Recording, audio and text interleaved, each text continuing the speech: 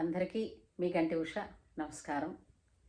శ్రేయోభిలాషులకి, మిత్రులకి, రామ కథా శ్రవణాన్ని చేస్తున్న మీ అందరికీ కూడా రాముల వారి తరపున ఆ సీతారామచంద్ర ప్రభు మనందరికీ కూడా ఆశీస్సులు, సుబుద్ధిని ప్రసాదించాలని కోరుకుంటూ, నేను ఎంతవరకు చెప్పుకున్నామంటే విశ్వామిత్రుడు దశరథుడి దగ్గరికి రావడం, అంటే అయోధ్య నగరం రావడం, దశరథుడి అంతఃపురానికి సభామంటపానికి రావడం, అక్కడ అందరూ వశిష్ఠుడితో సహా అందరూ కలిసి విశ్వామిత్ర మహర్షికి సాదర స్వాగతం పలకడం, అర్ఘ్యపాద్యాదులు ఇవ్వడం. విశ్వామిత్రుడు అన్ని కుశల ప్రశ్నలు దశరథుణ్ణి, అక్కడ ఉన్నవంటి ఇతర మునులని, అలాగే వశిష్ఠ మహర్షిని అందరినీ పలకరింపులు పరామర్శలు అన్నీ చేసిన తర్వాత కూర్చుని ఇంకా మాట్లాడుతున్నారు. ఈ లోపల తొందరపాటుతనం అని ఎందుకు అంటున్నానంటే, అంటే మనసులో అత్యంత ఉత్సాహం ఉంటుందంటే, మహానుభావులు వచ్చినప్పుడు వాళ్ళు ప్రసన్నులైతే ఎంతో విశేషమైనటువంటి శుభాలు చేకూరుతాయి ఎవరికైనా సరే. అందుకని అలాంటి విశ్వామిత్ర మహర్షి అంతటి మహానుభావుడు అడుగుపెట్టినప్పుడు అతనికి ఏం కావాలి, అతని మనస్సు సంతృప్తి చెందడానికి ఏమిటేమిటి చెయ్యాలి అన్న దానిలో, అయ్యా మీకేం కావాలని అత్యంత ఉత్సాహంతో మీకు ఏది అడిగినా సరే అని ముందు మాట ఇచ్చాడు దశరథుడు. అయిందిగా. విశ్వామిత్రుడు ఏంటన్నాడు, సరే మీ వంశస్థులందరూ సూర్యవంశస్థులు, ఇక్ష్వాకు వంశస్థులు, మీ వంశంలో ఎవరు మాట తప్పరు, ఆడిన మాట మీద నిలిచి తీరుతారు. అదొక్కటేనా, నీకు వశిష్ఠ మహర్షి అంతటి బ్రహ్మర్షి నీకు కులగురువు కాబట్టి ఆయన సాంగత్యంలో, అంటే ఆయన సాంగత్యం అనే కన్నా ఆయన గురుత్వంలో నువ్వు అన్నమాట మీదే ఉంటావులే, నువ్వు చాలా అదేమిటది ధర్మరక్షణలోనే ఉంటావు కాబట్టి నేను ఒక కార్యార్థినై వచ్చానంటాడంటే, నేను పని మీద వచ్చాను. ఏమిటా పని అని ఆయన చెప్పే లోపల, మీరు ఆజ్ఞ ఇవ్వండి అంతే, నేను మీకు కావాల్సిందల్లా చేసేస్తున్నాను అని చెప్పాడు. అని చెప్పగానే విశ్వామిత్రుడు చెబుతున్నాడు ఏమిటని, నేను ఒక సంకల్పం, అంటే ఏదో ఒక ప్రయోజనాన్ని ఆశించి నేను ఒక యజ్ఞం చేస్తున్నాను. ఆ యజ్ఞ దీక్షలో ఉన్నాను ప్రస్తుతం. ఆ యజ్ఞం చేస్తున్నప్పుడల్లా కూడా ఎంతోమంది, అంటే యజ్ఞ పరిసమాప్తి కాకుండా రాక్షసులు మత్స్యమాంసాది పదార్థాలన్నీ యజ్ఞ వేదిక మీద యజ్ఞకుండంలోనూ వేసి యజ్ఞాన్ని అపవిత్రం చేసి ఆ యజ్ఞ ఫలాన్ని, అంటే చేస్తున్న యాగాన్ని భగ్నం చేస్తున్నారు. నేను విశ్వామిత్రుడు అటువంటి శక్తిమంతుడు లేడు, ఆయనంతటి ధనుర్ధారి కూడా లేడు, అస్త్రశస్త్రాలలో ఆరితేరిపోయినవాడు. ఆయన రాజుగా ఉంటున్నప్పుడు ఒక ప్రజాపతి ఉన్నారు, అతనికి కొడుకులు ఉన్నారు చాలామంది. ఆ కొడుకులందరూ అస్త్ర రూపాలలో ఉంటారు. ఈ అస్త్రాలన్నిటినీ ఆ ప్రజాపతి తీసుకొచ్చి విశ్వామిత్రుడికి అప్పచెప్పేస్తాడు. అంచేత విశ్వామిత్రుడి దగ్గర ఉన్నంత శస్త్ర సంపద ఇంకెవరి దగ్గర లేదు. అయితే కానీ యజ్ఞదీక్షలో ఉన్నాను కాబట్టి నేను ఎవరి మీదకి ఆయుధం ఎత్తను, నేను కోపపడను, కాబట్టి నాకు ఎవరైనా ఆ యజ్ఞాన్ని రక్షణ చేయడానికి కావాలి అని ఆ పని మీద వచ్చాను అని చెప్పగానే దశరథుడు అంటాడు, నా చతురంగ బలాలు ఉన్నాయి, పంపిస్తాను అన్నాడు. అనగానే విశ్వామిత్రుడు అంటాడు, అక్కర్లేదు, నీ చతురంగ బలాలు నీ సేన ఎవరూ అక్కర్లేదు, నాకు ఇద్దరు కావాలి, రాముణ్ణి లక్ష్మణుణ్ణి నా వెంట పంపించన్నాడు. అంతే, వెంటనే మూర్చిపోయాడు. ఎందుకని, ఎవరికైనా అనిపిస్తుంది కదా, ఇంతమంది పెద్దవాళ్ళు ఇన్ని యుద్ధాల్లో పాల్గొన్న వాళ్ళు అనుభవజ్ఞుల్ని వదిలేసి పసిపిల్లల్ని అడుగుతున్నాడు. రాముడికి ఏం తెలుసు యుద్ధం గురించి, అసలు ఎప్పుడైనా యుద్ధం చేశాడా అప్పటికి? అలాంటిది యుద్ధం అంటే తెలియని రాముడికి ఏకంగా రాక్షసులతో యుద్ధమా? వాళ్ళు నిశాచరులు, మాయ చేస్తూ ఉంటారు యుద్ధంలో, యుద్ధం జరిగేటప్పుడు. సో రాముడు ఎలా చేస్తాడు? కాబట్టి ఈ కోరిక తగదు అని అతను ముందు మూర్ఛపోతాడు. మిగిలిన వాళ్ళందరూ అతనికి శీతలోపచారాలు చేశాక మళ్ళీ తెలివి తెచ్చుకుంటాడు. రాముణ్ణి కాకుండా ఇంకెవరినైనా నేనే స్వయంగా వస్తాను, కానీ రాముణ్ణి పంపలేను అని అంటాడు. అంటే మాట తప్పాడు కదా, నేను అందుకే చెప్పాను, నువ్వు తొందరపడి మాట ఇచ్చావు కానీ అయినా నువ్వు అంత కంగారు పడవలసిన పనేం లేదు, రాముడు ఎవరో నీకు తెలియదు, నాకు తెలుసు, అంచేత రాముణ్ణి పంపించు అంటాడు. రాముణ్ణి లక్ష్మణుణ్ణి పంపించమంటాడు. సహజంగా మనకి చూడండి, అత్యంత ప్రీతిపాత్రులైన వాళ్ళు అంటే మనం ఇంట్లో అత్యంతగా ప్రేమించే వ్యక్తి చెప్పుకునే మొదలు మన పిల్లలే అనుకుందాం. మన పిల్లలే అనవసరంగా వేళకాని వేళ కొంచెం ఎప్పుడైనా కాస్త సరదాగా బయటికి వెళదాం అన్నారు అనుకోండి, ఎందుకర్రా ఇప్పుడు హాయిగా కడుపులో చల్ల కదలకుండా హాయిగా ఇంట్లో కూర్చోండి, ఏమో ఎంజాయ్మెంట్ ఇంట్లో రాదా, కూర్చున్నాం కదా అని అంటాం. సడన్గా ఏదైనా పిల్లలు ఏదైనా కొత్తగా పని చేస్తామంటే ఏమో అందులో ఏదైనా ఇబ్బంది కలుగుతుందేమో, ఇబ్బంది కలిగితే పిల్లలు తట్టుకోగలరా అన్న ఇంటెన్షన్తోనే మనం వద్దంటాం. కానీ అంతే తప్ప పిల్లలు ఏది సాధించకూడదు, బయటకు వెళ్ళకూడదని ఏ తల్లిదండ్రులకి ఉండదండోయ్, ఇది మాత్రం నిజం. అయితే ప్రేమ ఎక్కువ ఎక్కడుంటుందో అక్కడే ఆ కీడును శంకించే గుణం కూడా మనసుకు ఉంటుంది అని చెప్పడానికి రామాయణంలో ఇది ఉదాహరణ. ఇలాంటి ఆణిముత్యాలు ఎన్నో దొరుకుతాయండి. ఒక తండ్రి తల్లి పిల్లల పట్ల ఎలా ఉండాలి, పిల్లలు తల్లిదండ్రుల పట్ల ఎలా ఉండాలి, గురువుల పట్ల ఎలా ఉండాలి, గురువులు పుత్రవాత్సల్యంతో పిల్లల్ని ఎలా చూడాలి, తమ శిష్యుల్ని, ఇవన్నీ రామాయణం అన్నది ఒక మహాసముద్రం. అయితే పంపించండి అని చెప్పాడు. చెప్తే ఇతను బతిమాలుతున్నాడు, రాముడు కనపడకపోతే నేను ఉండలేను, అసలు అంతఃపురం దాటి ఎక్కడికి వెళ్ళని వాడు మీ వెనకాతలో అడవుల్లో నడుచుకుని ఎలా వస్తాడు, మీరు ఏమిటి కోరిక కోరారు, నేను మాట అంటే తప్పే విధంగా ఉండేటటువంటి కోరికను కోరారేమని ఏడుస్తూ ఉంటే మరొక మాట ఇంకో మారు ఇంకా కొంచెం గట్టిగా ఇవ్వను అన్న మాట అంటే అప్పుడే విశ్వామిత్రుడికి కోపం వచ్చే అవకాశాలు ఉంటాయి కదా. కానీ వశిష్ఠ మహర్షి చెప్తాడు, దశరథ ఏమిటి వెర్రి నీకు, విశ్వామిత్రుడితో పిల్లలు వెళ్ళారు అని అంటే విశ్వామిత్రుడే రక్షణగా ఉంటే అంటే అగ్ని సంరక్షిస్తున్న అమృత భాండంలాగా నీ పిల్లలు ఉంటారయ్యా, సాక్షాత్తు విశ్వామిత్రుడు పక్కన ఉంటే భయం ఏమిటయ్యా నీ పిల్లలకి, నువ్వు హాయిగా నిస్సంకోచంగా పంపించు అంటారు. అలాగే మిగిలిన వాళ్ళందరూ కూడా అతన్ని మెల్లిగా ఏదో సర్ది చెప్తే తప్పకుండా అన్నాడు. రాముణ్ణి లక్ష్మణుణ్ణి రమ్మని పిలిచారు.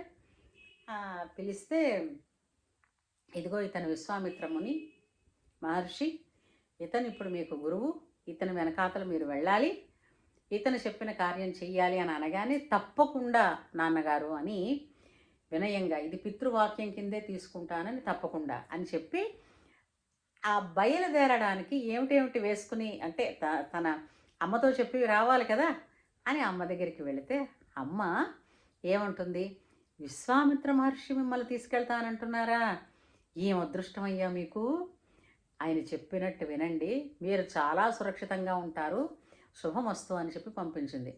విశ్వామిత్రుడు అక్కడ అనుకుంటాడు, దశరథ నీకన్నా నీ భార్యకే నా మీద నమ్మకం ఉందయ్యా, నీకు ఈ పాటి నమ్మకం నా మీద లేకపోయింది అని అనుకుంటాడు. అంటే కౌసల్యకి అంత ధైర్యం. అందుకే ఆయన అతనిని కౌసల్య సుప్రజారామ పూర్వా సంధ్యా ప్రవర్తతే అని లేపారు. ఎప్పుడు చూసారా, యుగాలు మారినా సుప్రభాతం అంటూ వస్తే మొట్టమొదటి వాక్యంలో అతనిని రామ అని పిలుస్తూ ఆ రామ అన్న మాటకి ముందు ఏమిటి ఆయన విశేషణం వేశారంటే కౌసల్య సుప్రజ, ప్రజ అంటే సంతానం, సుప్రజ మంచి సంతానం, కౌసల్యకి మంచి సంతానమైనటువంటి ఓ రామ లే అని. అందులో ఎంత విశేషం ఉందో చూసారా, కౌసల్య నమ్మిందని. సరే అయితే వీళ్ళని వెళ్ళమన్నారు, గురువు దగ్గర ఎలా ఉండాలో చెప్పారు. ఆ పిల్లల్ని తీసుకుని ముని బయలుదేరాడండి అడవిలోకి. నాన్నగారు ఏమిటి చెయ్యాలి, అక్కడ రాక్షసులు ఉంటారా, నాకెవరైనా తెలుసా, అసలు ఎదురు ప్రశ్న వేయలేదు తెలిసిందా రాముడు. నాన్న అతను అనుసరించమన్నారు, అతను చెప్పిన పని చేయమన్నారు, చేస్తాం అంతే, మరో మాట లేదు. నాన్నగారండి తోవలో వెళితే నాకు అక్కడ అన్ని ఏర్పాట్లు ఉంటాయా, నాకు అక్కడ పడుకోవడానికి మంచం ఉంటుందా, ఏం మాట్లాడలేదు. రాముడిని కుబేరుడితో సమానంగా, ఎందుకంటే సార్వభౌముడండి. అయితే వెళుతూ ఉంటేనట ముందు విశ్వామిత్రుడు, వెనకాతల రామలక్ష్మణులు ఇద్దరూ కలిసి నడిచి వెళుతూ ఉంటే ఎలా ఉందంటేనట 3 శిరస్సుల గల పాము నడిచి వెళుతున్నట్టుందట. అంటే ఒక మహాసర్పం. అంతేనా, విశ్వామిత్రుడు 2 అమ్ముల పొదలు పక్కన అంటే 2 భుజాలకి తగిలించుకుని ఉంటే ఎలా ఉండి వెళతారో అలా ఉందిట. అబ్బా అసలు ఆ వర్ణన ఎలా, వాళ్ళ నడక ఎలా ఉంది అని. ఇంకో విషయం తెలుసా మీకు, ఎవరు సౌమిత్రి అంటారు, అంటే ఎవరిని, లక్ష్మణుణ్ణి. సౌమిత్రిని అనడం ఏంటంటే సుమిత్ర కొడుకు కాబట్టి సౌమిత్రి. లక్ష్మణుడితో ఏం చెప్తారు, నాన్న నువ్వు వెళుతున్నావు, అన్నకి నువ్వు రక్షణగా ఉండు, అన్నకి సేవలు చెయ్యని మాత్రమే సుమిత్ర పంపించిందండోయ్. విషయం విన్నారా? మనం మన పిల్లలకి ఏం చెప్తామండి, వీలైతే ఎదుటివాడి దగ్గర నుంచి కంఫర్ట్ మనం కొట్టాలి, కానీ మనం ఒకటికి ఇచ్చేదేంటి అంటే మనం చెప్తున్నాం అన్నది కాదు. ఈనాటి కాలంలో వితరణ లేదు, ఎక్స్పెక్టేషన్స్ చాలా ఎక్కువయ్యి. ఆ ఎక్స్పెక్టేషన్స్ వల్ల ఎంతమంది ఎన్ని బాధలు పడుతున్నామో, అసలు ఎంత నెగిటివిటీ పెరుగుతోంది అని అన్నదానికి ఇలాంటివన్నీ ఉదాహరణలే.